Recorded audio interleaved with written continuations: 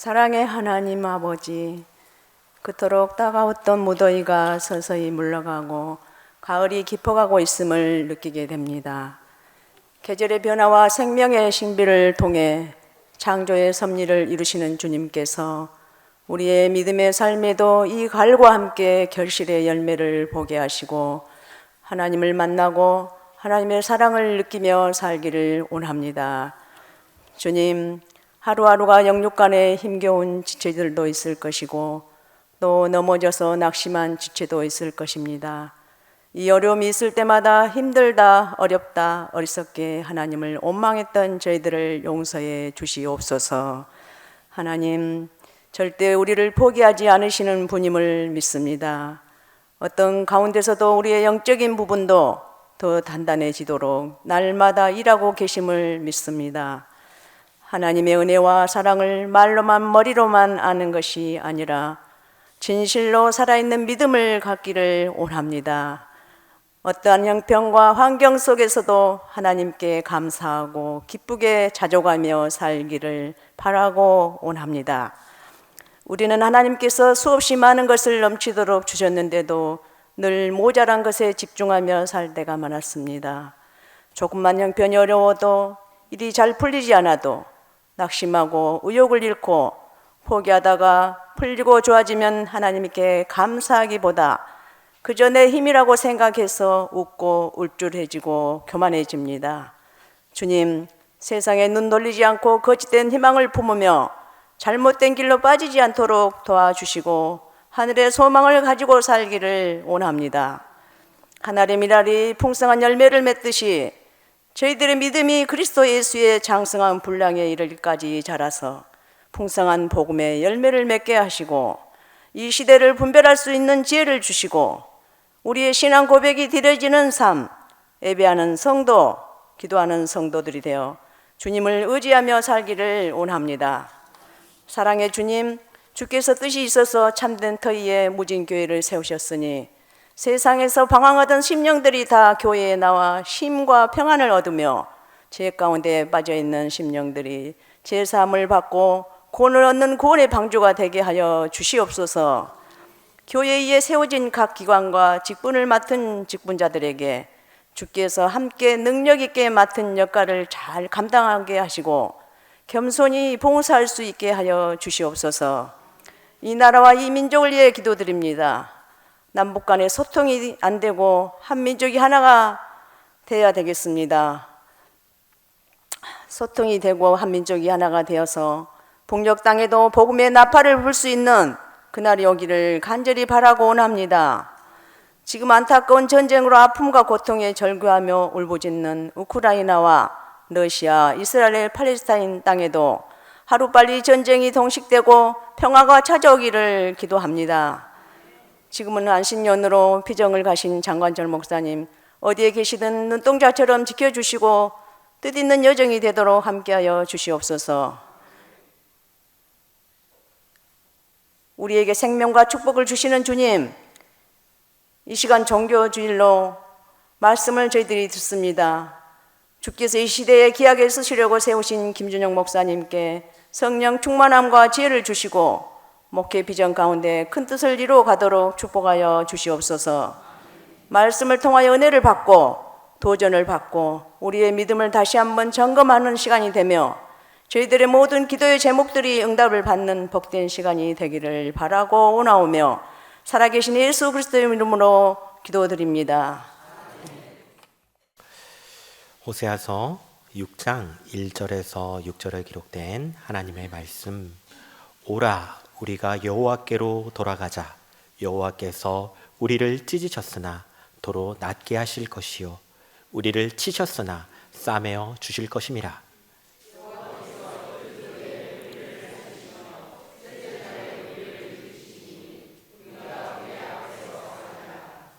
그러므로 우리가 여호와를 알자. 힘써 여호와를 알자. 그의 나타나심은 새벽 빛같이 어김없나니 비와 같이 땅을 적시는 늦은 비와 같이 우리에게 임하시리라 하니라.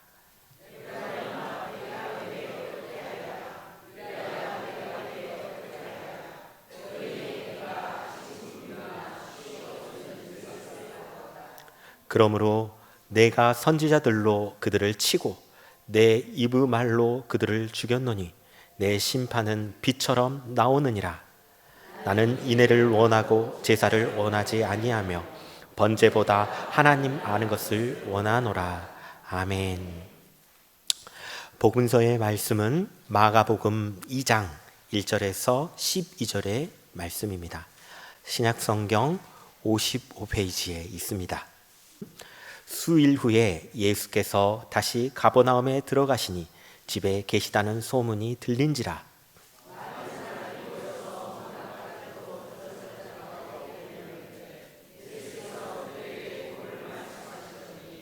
사람들이 한 중풍병자를 네 사람에게 매겨 가지고 예수께로 올세.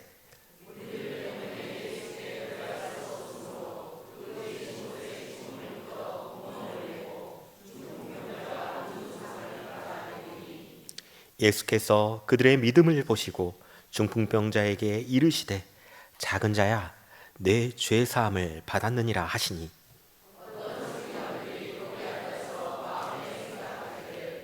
이 사람이 어찌 이렇게 말하는가? 신성모독이로다. 오직 하나님 한 분 외에는 누가 능히 죄를 사하겠느냐?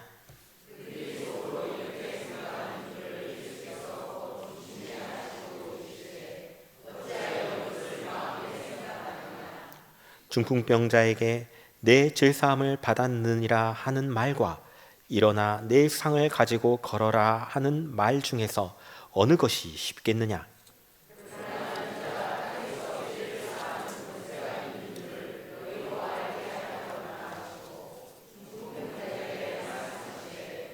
내가 내게 이르노니 일어나 내 상을 가지고 집으로 가라 하시니 그가 일어나 곧 상을 가지고 모든 사람 앞에서 나가거늘 그들이 다 놀라 하나님께 영광을 돌리며 이르되 우리가 이런 일을 도무지 보지 못하였다 하더라.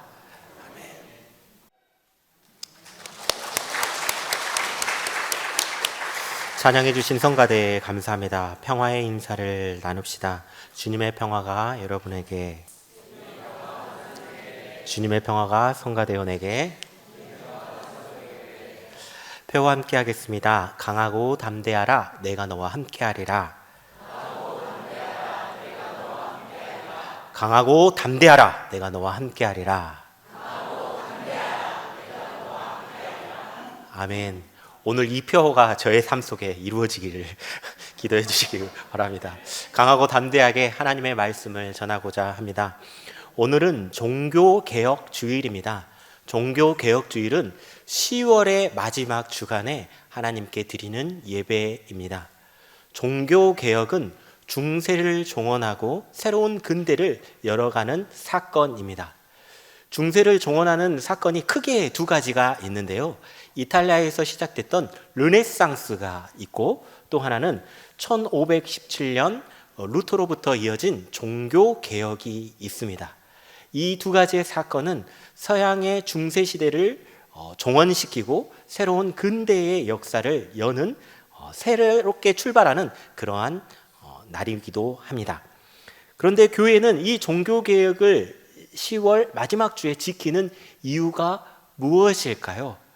1517년에 그 사건이 벌써 506년이나 지났는데 그것은 종교개혁이 본질로 돌아가자라고 하는 신앙의 고백이기 때문입니다.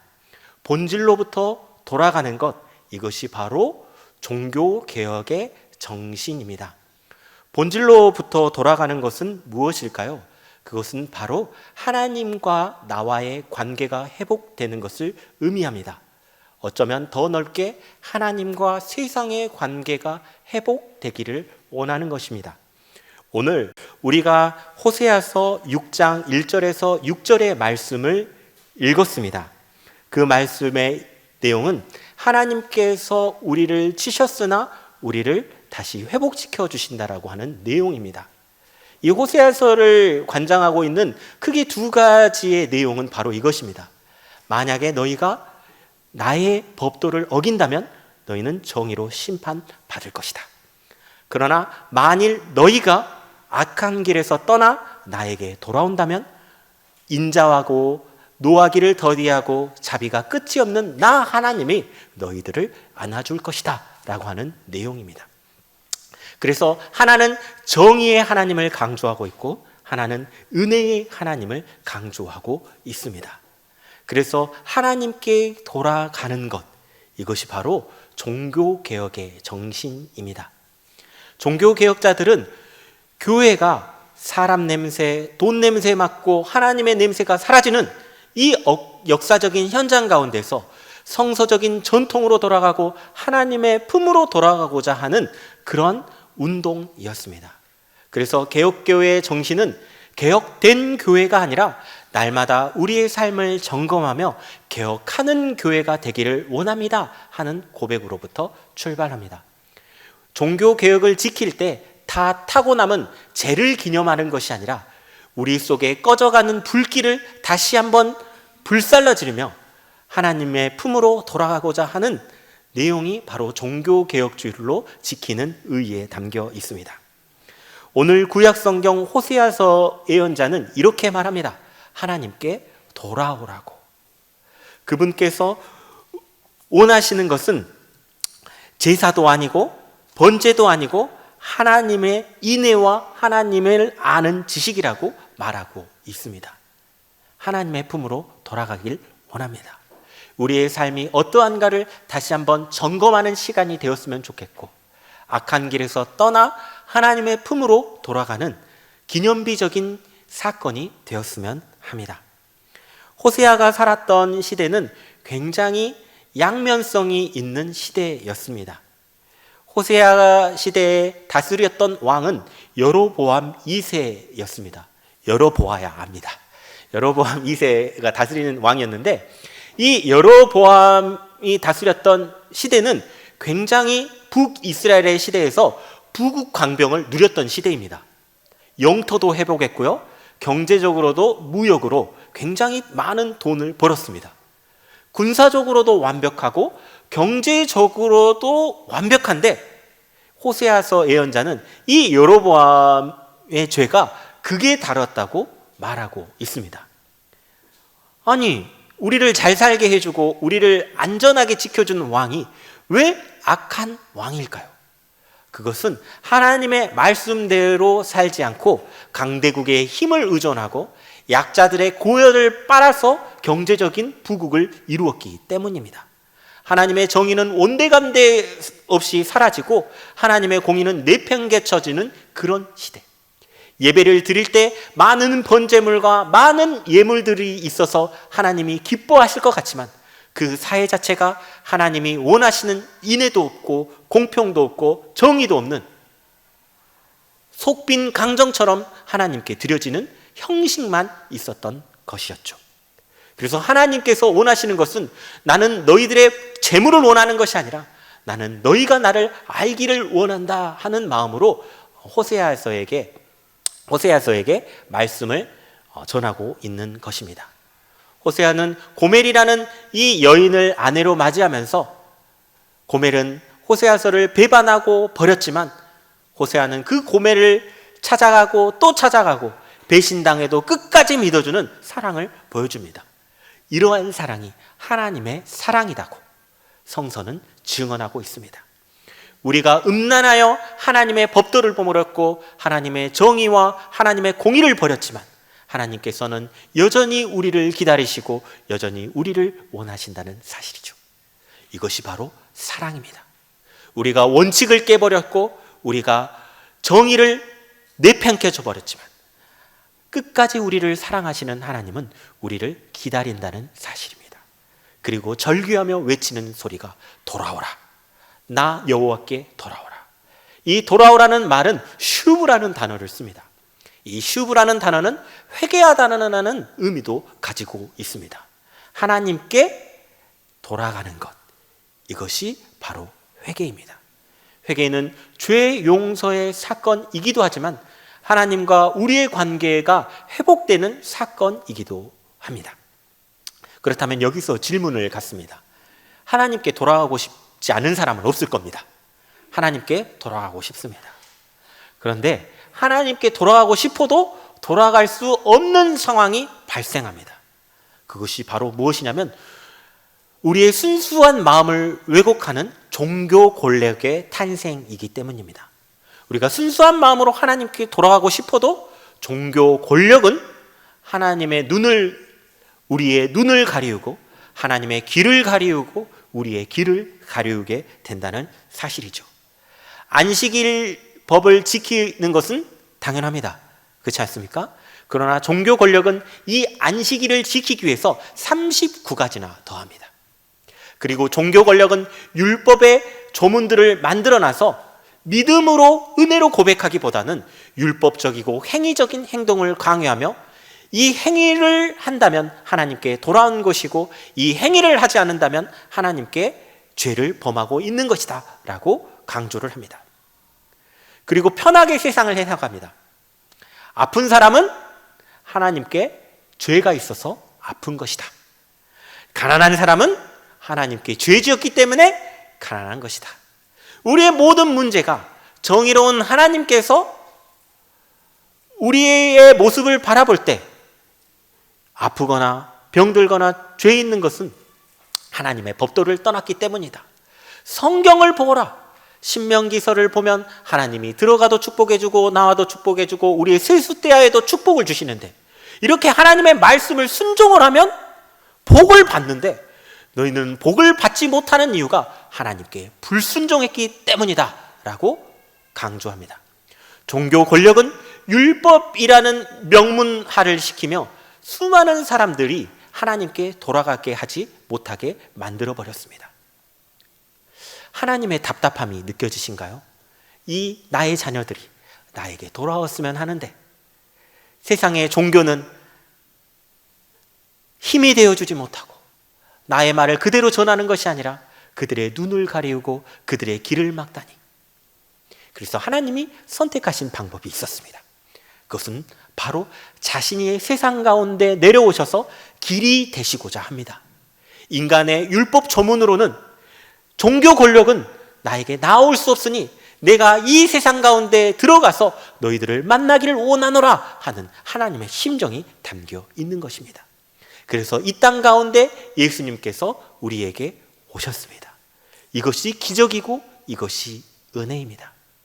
오늘 마가복음서 2장에 보면 이런 사건이 있습니다. 예수님께서 가버나움에 들어갔는데 예수님이 병을 고친다라고 하는 소식이 마을 전체에 들어가게 되었습니다. 그리고 한 중풍병자를 4명의 친구들이 몰고 예수님을 그냥 만날 수가 없으니까 인파를 뚫기 위해서 이렇게 지붕을 뚫었습니다. 그 집주인의 심정이 좀 어떨까 생각을 해보는데 예수님께서는 그들의 믿음을 보시면서 이렇게 말씀하셨습니다. 작은 자야 내가 죄사함을 받았느니라. 그 중풍병자의 모습을 보면서 예수님은 병이야 낫거라 라고 말씀하시지 않았습니다. 작은 자야 내 죄를 사하노라. 그러자 거기에 있었던 수많은 서기관과 율법학자들이 이런 의문점을 갖습니다. 저 사람이 뭐라고? 죄를 용서하지? 죄를 용서할 수 있는 것은 하나님 한 분밖에 없지 않나? 성경에 기록하기를 죄를 용서하는 권세가 하나님밖에 없는데 저 사람은 하나님이라도 된다는 말인가? 신성 모독이 아닌가? 라고 의심하게 됩니다. 그들의 율법 속에서는 중풍병자는 죄인입니다. 병자가 아니라 죄를 지었기 때문에 병자입니다. 그러나 하나님 예수님께서는 그 중풍병자의 죄를 사하십니다. 그리고 악독한 서기관과 율법학자들을 보시면서 이렇게 말씀하십니다. 그렇다면 서기관 너희들은 죄를 용서하는 것이 쉽냐? 아니면 저 병을 고치는 게 쉽냐? 둘 중에 하나 해봐라. 나는 둘 다 할 수 있다. 이렇게 말씀하시면서 그 중풍병자에게 내가 죄 사함 받았느니라 내 상을 가지고 일어나 걸어가라. 죄 용서와 병의 치유의 사건을 동시에 보여주셨습니다. 종교 권력은 병자를 죄인처럼 낙인 찍었지만 예수님은 병자 자체가 죄인이 아니다 라고 선언하신 사건이었습니다. 죄의 용서의 사건은 치유의 사건이기도 했습니다. 서기관들의 심정을 보면 이해 못하는 것도 아닙니다. 죄를 용서하는 것은 하나님 한 분밖에 할 수 없기 때문이죠. 그리고 인간이 죄를 용서를 받으려면 속죄일 때 용서를 받을 수 있습니다. 그리고 제물이 있어야 하죠. 그리고 성전이라고 하는 거룩한 장소도 있어야 합니다. 죄를 용서받으려면 첫 번째, 거룩한 장소, 성전이 필요하고, 두 번째, 거룩한 날인 속죄일이 필요하고, 세 번째, 번제물이 필요합니다. 세 가지 중에 아무것도 없지 않습니까? 그런데 어떻게 죄를 용서할 수 있겠습니까? 그러나 예수님께서는 죄 용서를 하실 수 있었습니다. 왜냐하면 예수님께서는 본인이 성전을 무너뜨리시고 새로운 성전인 거룩한 장소가 되어 주셨습니다. 그리고 두 번째, 예수님께서 우리의 대제사장 되어 주셔서 거룩함의 시간이 상관없이 우리가 예수 안에서 죄 용서를 받을 수가 있습니다. 그리고 그분 스스로 번제물이 되어 주셔서, 화목 제물이 되어 주셔서 하나님과 우리의 관계를 화해시켜 주셨습니다. 예수 그리스도를 통하여서 이 중풍병자는 병도 낫고 죄 용서의 기적을 경험하게 되었습니다. 이게 하나님께서 우리에게 열어주신 새로운 길입니다. 그래서 우리는 예수 그리스도를 그리스도라고 고백하며 하나님의 아들이라고 고백하며 우리의 잘못과 우리의 허물을 그분께 아뢰며 죄 용서함의 고백을 주님께 드립니다. 그것이 기독교 신비의 본질입니다. 예수 그리스도께서 우리를 죄 용서하셨다. 그러나 시간이 지나면서 또 한 번 종교 권력이 등장하게 됩니다. 313년 콘스탄틴 대제가 밀라노 칙령에 의해서 기독교를 정식으로 공인하며 이제 더 이상 기독교는 저기 아류의 유대교 분파가 아니라 대로마 제국의 국가교회가 됩니다. 그래서 복음을 전하지 않아도 100%의 세례 교인을 만들 수 있고, 로마의 국민이라면, 로마의 치안권 아니라면 그리스도인이 되어야 합니다. 그리스도를 믿지 않으면 추방당하거나 이단 추궁을 받아서 죽임을 당하게 되죠. 이제는 예수 그리스도께서 사하신 죄 용서라고 하는 그 은혜보다도 종교 권력, 교황이라는 괴물이 등장하기 시작합니다. 죄를 용서하는 권세가 예수 그리스도에게 있는데도 불구하고 그들의 교회 권력이 면벌부를 팔아서 죄 용서를 할 수 있는 티켓을 나눠준 겁니다. 이게 말이 됩니까? 그리스도로 말미암아 우리가 용서를 받는데 교회의 문서 한 장이, 증명서 한 장이 벌에서 면하게 해준다라고 하는 면벌부를 발행하다니요. 왜 돈이 필요했냐면 그들은 전쟁을 하기 위해서, 그들의 권력을 더욱더 늘리기 위해서, 아름답고 놀라운 웅장한 건물을 짓기 위해서 그들은 각종 헌금을 받았던 것입니다. 여기에 대항하는 종교 개혁가들이 있었습니다. 영국의 위클리프는 성경을 번역하다가 죽게 되었고요. 그리고 체코의 종교개혁자 얀 후스도 성경을 자국의 언어로 번역하고 성경의 이야기를 그림 그렸다고 해가지고 종교적 심판을 받았습니다. 수많은 종교개혁가들이 이거는 잘못됐다, 교회의 전통이 아니라 악습과 간습이 되었다, 거부를 하며 성서적인 전통으로 돌아오고자 했는데 그들은 죽임을 당하게 되었습니다. 무서워서 아무 말도 못하고 벌벌 떨게 되었죠. 그러나 1517년 마틴 루터라고 하는 한 신학자가 비텐베르크 성당에서 95개조의 반박문을 걸면서 교회의 잘못된 이야기와 성서적인 전통이 교회의 전통보다 못하느냐라고 질문을 하게 되는 것이죠. 종교개혁의 질문은 바로 이것입니다. 우리가 여호와께로 돌아가야 된다. 그러나 돌아가는 것이 교회의 전통이 먼저이냐 아니면 하나님의 말씀이 먼저이냐, 누가 제일 중요하냐, 우리 한번 토론을 해보자 하는 것이 질문의 요체입니다. 그리고 마틴 루터가 용감해가지고 혼자 10월 31일 날 95개조 반박문을 딱 게시해 둔 것이 아니라 그때 마을 축제였습니다. 그래서 그 성당에서 막 이렇게 그 기도문이라던가 이런 것들이 막 이렇게 붙여놓는 그런 행사가 있었죠. 그런데 유독이 마틴 루터의 95개조의 반박문이 사람들에게 감동이 일어나게 됩니다. 공감대를 형성하게 됩니다. 그리고 구텐베르크라고 하는 당시 독일의 인쇄술을 통하여서 루터의 95개조의 반박문이 신성 로마 제국을 일주일 만에 3분의 2가량 덮어버립니다. 루터의 입장이 내가 그냥 95개조 반박문을 걸었는데 이게 사건이 굉장히 커지게 된 겁니다. 저는 이것이 바로 하나님의 역사라고 생각합니다. 하나님의 역사가 일어날 때 굉장한 영웅이 종교개혁을 일으킨 게 아닙니다. 자신도 두려웠고 떨렸고 무서웠습니다. 그러나 그 궁금증을 함께 나눠보자고 토론해보자고 했던 그 한 장의 문서가 사람들의 마음을 움직이기 시작하고 교회를 움직이기 시작했죠. 그리고 루터는 그렇게 묵묵하게 종교개혁을 단행하게 됐습니다. 루터의 힘이 아니라 모든 사람이 연대해서 교회에 대한 불만으로부터 시작했습니다.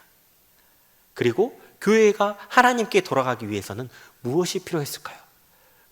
바로 만인 제사장입니다.